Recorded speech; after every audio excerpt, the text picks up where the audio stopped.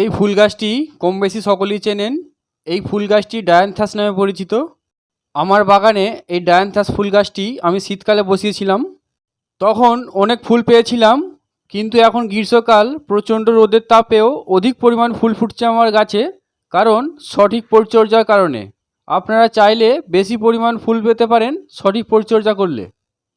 তার জন্য যে কাজগুলি করতে হবে সেগুলি হলো, মাটি শুকনো হলে তবেই জল দেবেন, এবং ফুল ফুটে শুকিয়ে গেলে সেই শুকিয়ে যাওয়া ফুল নিয়মিত ছেঁটে ফেলে দিন। এতে করে গাছে নতুন কুঁড়ি খুব দ্রুত আসবে।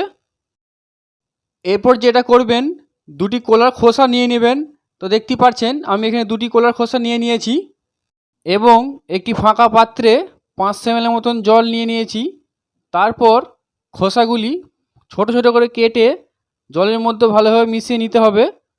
মেশানো হয়ে গেলে 2 থেকে 3 দিন কোনো ছাওয়া জায়গায় রেখে দিতে হবে। বেশি দিন রাখা যাবে না, কারণ বেশি দিন রাখলে এতে ছত্রাক জন্মানোর সম্ভাবনা থাকে। তো এই ফুল গাছে কলার খোসা ভেজানো জল দেওয়ার কারণ হলো, কলার খোসায় থাকে পটাশিয়াম। এই পটাশিয়াম গাছের দ্রুত কুঁড়ি আসতে সাহায্য করে এবং ফুল অনেকটাই বড় এবং উজ্জ্বল হয়।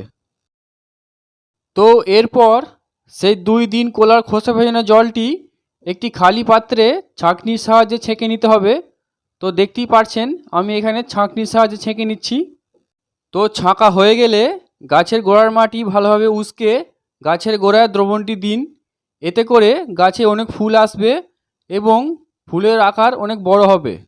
তো এই দ্রবণটি আপনারা 15 দিন অন্তর ব্যবহার করতে পারেন। ভিডিওটি ভালো লাগলে অবশ্যই একটি লাইক করবেন। চ্যানেলে নতুন হলে অবশ্যই চ্যানেলটি সাবস্ক্রাইব করবেন।